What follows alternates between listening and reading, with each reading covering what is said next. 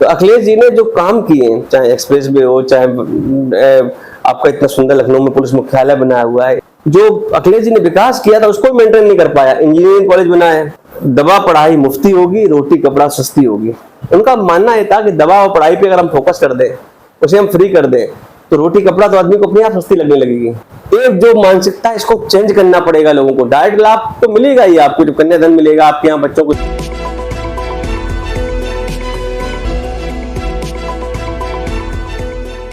अंतर होता है।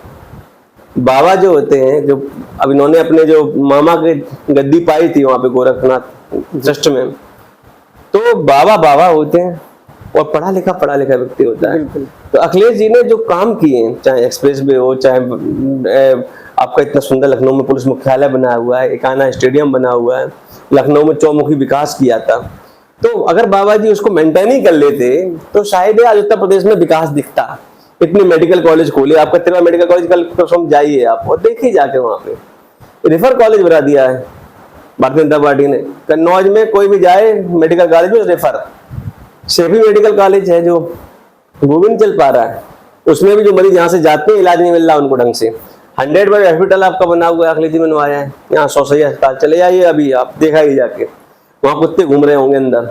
तो कहीं ना कहीं इन लोगों ने जो अखिलेश जी ने विकास किया था उसको मेंटेन नहीं कर पाया। इंजीनियरिंग कॉलेज बनाया है, पॉलिटेक्निक कॉलेज हर एक ब्लॉक पे बनवाया था अखिलेश जी ने, वो भी नहीं चल पा रहे हैं, उनमें भी ताले पड़े हुए हैं। तो कहीं ना कहीं ये जो सौतेला व्यवहार है, ये समाजवादियों से नहीं है, उत्तर प्रदेश की जनता से किया जा रहा है। योगी आदित्यनाथ नहीं चाहते हैं कि कोई पढ़े लिखे कोई अच्छा इलाज पाए। हमारे सदस्य नेताजी मुलायम सिंह यादव जी ने नारा दिया था, दवा पढ़ाई मुफ्ती होगी, रोटी कपड़ा सस्ती होगी। उनका मानना यह था कि दवा और पढ़ाई पे अगर हम फोकस कर दें, उसे हम फ्री कर दें, तो रोटी कपड़ा तो आदमी को अपने आप सस्ती लगने लगेगी।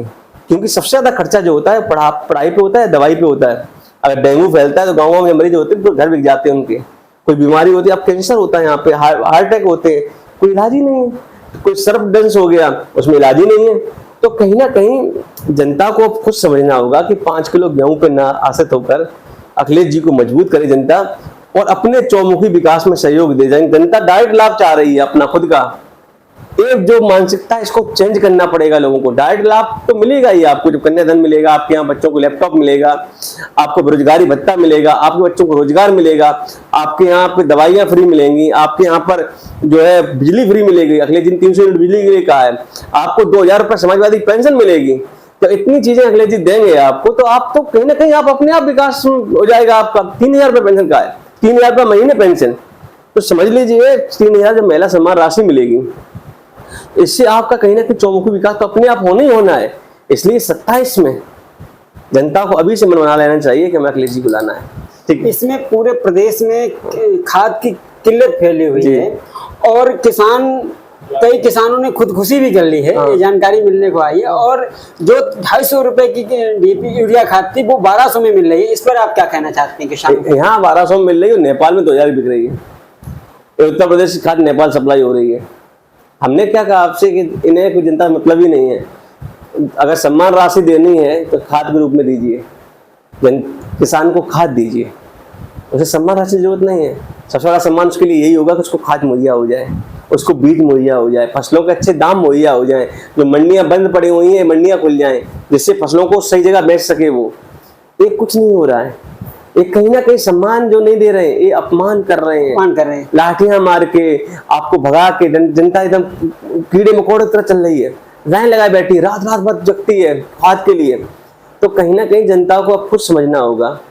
और आपके चैनल के माध्यम से मैं फिर ये कहना चाहता हूं कि अगर जनता इस बार नहीं सुधरी तो आने वाला भविष्य जनता को माफ नहीं करेगा। हो सकता है आने वाले चुनाव के बाद चुनाव ही ना हो, लोकतंत्र खत्म हो जाए। बहुत बहुत धन्यवाद जी। Thank you.